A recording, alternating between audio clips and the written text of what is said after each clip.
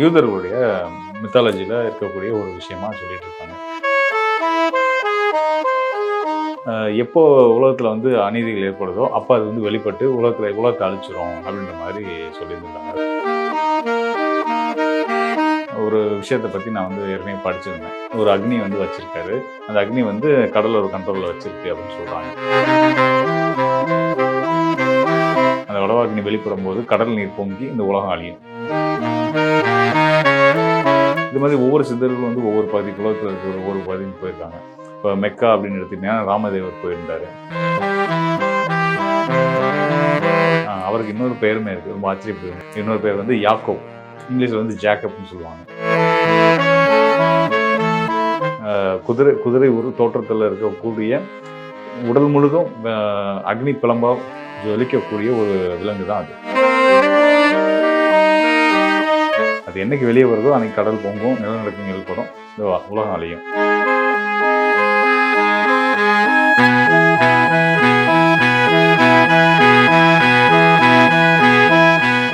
Spiritual tax Tamil நேயர்களுக்கு அன்பு வணக்கம். நான் ஜோதிடர் குரு வரதராஜ பெருமாள். நம்மளுடைய இப்போ சமீப காலத்தில் ஒரு விஷயம் வந்து ரொம்ப வைரலாக போயிட்டுருக்கு. என்னென்னா இந்த உலக அழிவு, இந்த லெவியத்தான் அப்படின்ற ஒரு மிருகம், அதை பற்றிலாம் பேசிகிட்டு இருக்காங்க. ஸோ இது வந்து பார்த்திங்கன்னா நம்மளோட யூதர்களுடைய மித்தாலஜியில் இருக்கக்கூடிய ஒரு விஷயமா சொல்லிட்டு இருக்காங்க.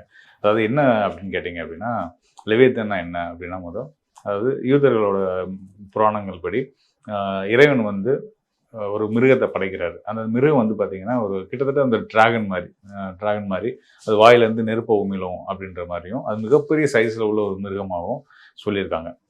சொல்லிட்டு அதை வந்து எங்கே இருக்குது அப்படின்னா, கடலோட மையத்தில் அடி ஆழத்தில் அது வந்து இருக்கும்.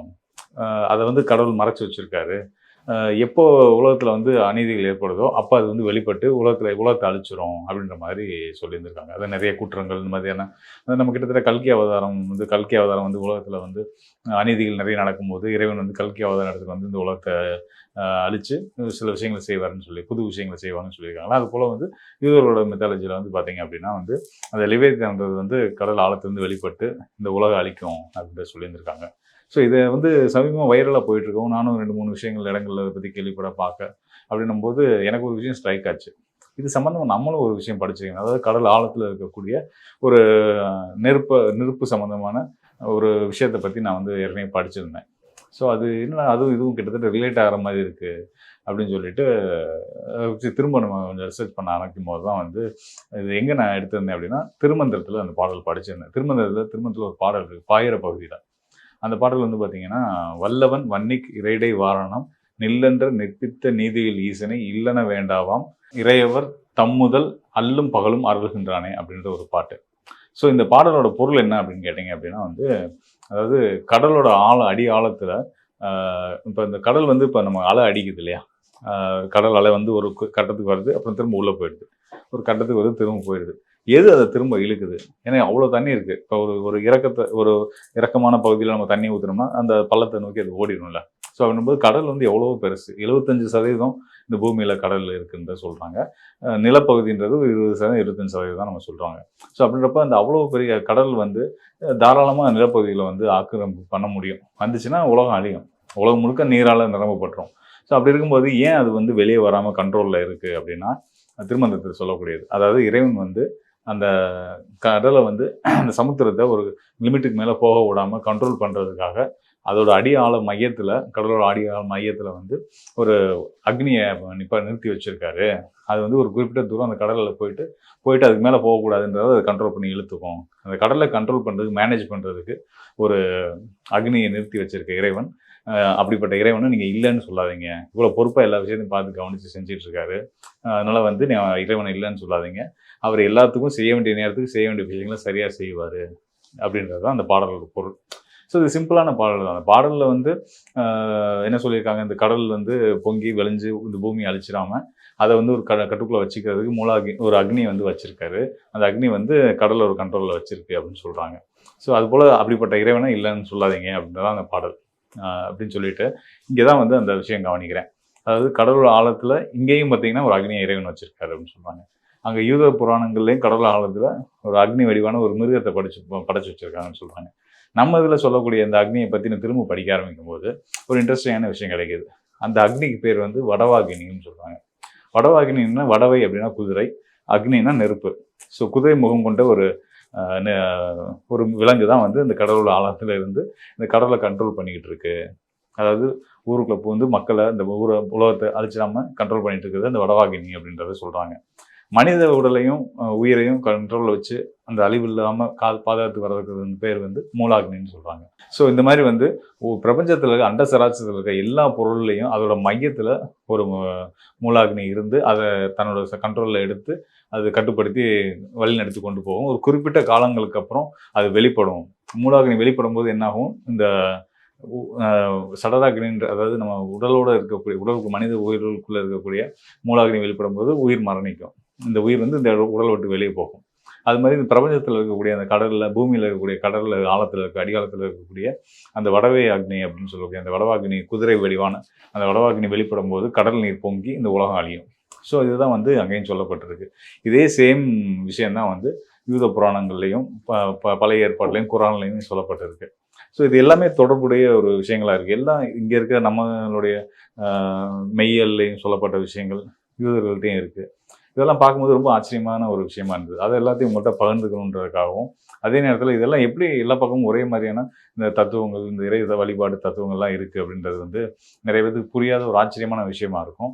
இதுக்கு என்னோட புரிதல் வந்து என்னன்றதை நான் சொல்கிறேன். இது சம்மந்தமாக நானும் நிறைய யோசிச்சிருக்கேன். பழைய கிரேக்க புராணங்கள் இதெல்லாம் எடுத்துக்கிட்டிங்கன்னா, இங்கே இருக்கக்கூடிய இறை வழிபாடு, நம்பிக்கைகள், உருவ வழிபாடு இது மாதிரியான சடங்கு அது விஷயங்கள் தான் அங்கேயுமே இருந்திருக்கு. ஸோ இதெல்லாம் எப்படி வந்திருக்கு அப்படின்னு பார்க்கும்போது வந்து நம்ம சித்தநாதர்கள், தமிழ் சித்தநாதர்களுடைய விஷயமே என்னன்னு கேட்டிங்க அப்படின்னா, அவங்க ஞானம் மெய்யல் ஞானத்தை அவங்க மெய்ஞானம் அடைஞ்சு அவங்களுடைய முழுமையை பெற்ற பின்னாடி அவங்களோட அட்டாங்க யோகம் பயிற்சிகள் இது மூலியமெல்லாம் வந்து அவங்க உயர்நிலை அடைஞ்சதுக்கு பின்னாடி அவங்க வந்து சிவசமாதி அடைகிறதுக்கு முன்னாடி என்ன பண்ணுறாங்கன்னா, பூமியில் எங்கெங்கே உயிர்கள் வாழ்கிறாங்க, மனிதர்கள் வாழ்கிறாங்களோ அவங்களுக்கு போயிட்டு இறை தத்துவங்களையும் மெய்யலையும் கொண்டு போய் சேர்க்குறாங்க. ஸோ அந்த வகையில் ஐரோப்பிய கண்டங்கள் முழுக்க போனது வந்து மச்சமுனியும் ரோம ரிஷியும் தான் போயிருந்தாங்க. அதனால் வந்து அவங்க மூலியமாக அந்த பகுதிகளுக்கு இந்த விஷயங்கள் கடத்தப்பட்டிருக்கலாம். இது மாதிரி ஒவ்வொரு சித்தர்களும் வந்து ஒவ்வொரு பகுதி குலத்தில் இருக்கிற ஒவ்வொரு பகுதிக்கு போயிருக்காங்க. இப்போ மெக்கா அப்படின்னு எடுத்துக்கிட்டீங்கன்னா ராமதேவர் போயிருந்தார். அது அப்படின்ற குறிப்புகள் வந்து நம்மளுடைய அகத்தியர் பாடல்களையும் உண்டு. ராமதேவரும் அவருடைய பாடலில் சொல்கிறாரு. அவருக்கு இன்னொரு பெயருமே இருக்குது, ரொம்ப ஆச்சரியப்படுவீங்க. ராமதேவர் சித்தருடைய இன்னொரு பேர் வந்து யாக்கோப், இங்கிலீஷில் வந்து ஜேக்கப்னு சொல்லுவாங்க. ராமதேவருக்கு 2 மனைவிகள். அதே மாதிரி வந்து குரானில் பழைய ஏற்பாட்டில் வரக்கூடிய அந்த யாக்கோப் அவருக்கும் 2 மனைவிகள். ஸோ இந்த மாதிரி வந்து சித்தர்கள் பல பகுதிகளுக்கு போய் நம்மளுடைய அந்த நம்மளுடையன்னு சொல்ல முடியாது, உலகத்துக்கு பொதுவானது, உயிர்களுக்கு பொதுவானது, இந்த மெய்யல் தத்துவங்களை உலகம் முழுக்க கொண்டு போய் சேர்க்குறாங்க. ஸோ அந்த வகையில் தான் இவங்க கொண்டு போய் சேர்த்த இந்த தத்துவங்களுக்கு ஒரு வடிவம் கொடுக்கும் விதமாக தான் புராணங்கள் கட்டமைக்கப்படுது. அந்த புராணங்களில் தான் இந்த மித்தாலஜிக்கல் கேரக்டர்ஸ் வருது. அதாவது லெவியத்தான்ற மாதிரி, இங்கே இருக்கக்கூடிய வடவாகினின்ற மாதிரி குதிரை வடவாகினின்றதை பற்றி நான் உங்கள்கிட்ட சொல்லலாம். இந்த வடவாகினி அப்படின்றது வந்து பார்த்தீங்கன்னா குதிரை முகம் கொண்ட குதிரை ஒரு தோற்றத்தில் இருக்கக்கூடிய உடல் முழுதும் அக்னி பிளம்பாக ஜொலிக்கக்கூடிய ஒரு விலங்கு தான் அது. அதை தான் வந்து இறைவன் வந்து கடல் ஆழத்தில் நிறுத்தி வச்சிருக்காரு அப்படின்னு சொல்லுவாங்க. அது என்னைக்கு வெளியே வருதோ அன்னைக்கு கடல் பொங்கும், நிலநடுக்கங்கள் ஏற்படும், இந்த உலகம் அழியும். ஸோ இதுதான் கான்செப்ட். அப்படி நடக்க விடாமல் அந்த விலங்கை கட்டுப்படுத்தி வச்சிருக்காருன்னு நம்ம சொல்கிற மாதிரி யூத புராணங்கள்லையும் குரான்லையும் அந்த லெவியத்தான் அப்படின்ற அக்னி பிளம்பான ஒரு மிருகத்தை இறைவன் கடல் ஆழத்தில் மையத்தில் நிறுத்தி வச்சிருக்காரு. அது நிறுத்தி வச்சிருக்கனால தான் உலகம் அழியாமல் இருக்குது அப்படின்ற மாதிரி சொல்லிட்டு வராங்க. ஸோ கிட்டத்தட்ட எல்லாமே சேம் தான். இந்த விலங்குகளோட தோற்றங்கள் மட்டும்தான் மாற்றமாக இருக்குது, மீதி எல்லாமே இணையமாக தான் இருக்குது. இந்த மாதிரி வந்து இது நமக்கு ஒரு புது விஷயமா தான் இருக்குது. நம்ம புது விஷயம் கிரேக்க புராணங்கள்லையும் யூத புராணங்களில் தான் இருக்குது அப்படின்னு நினச்சிட்டு இருக்கும்போது அது நம்மளுடைய விஷயத்துலையும் இருக்குது, நம்மளுடைய மெய்யியல் தத்துவங்களில் இருக்குது அப்படின்றபோது ரொம்ப ஆச்சரியமாக இருந்தது. அதை உங்களோட பகிர்ந்துக்க விரும்பினேன். ஸோ முடிஞ்ச வரைக்கும் எனக்கு தெரிஞ்ச வரைக்கும் அதை பற்றி விவரமாக சொல்லிக்க நம்புகிறேன். அது உங்களுக்கு பிடிச்சிருக்குன்றதையும் நம்புகிறேன். உங்கள் நண்பருக்கும் இதெல்லாம் ஷேர் பண்ணுங்கள். உங்களுடைய கருத்துக்களை கமெண்ட் பண்ணுங்கள். நம்ம சேனலை சப்ஸ்கிரைப் பண்ணிக்கோங்க. ரொம்ப நன்றி நண்பர்களே. மீண்டும் ஒரு நல்ல நிகழ்ச்சி சந்திப்போம்.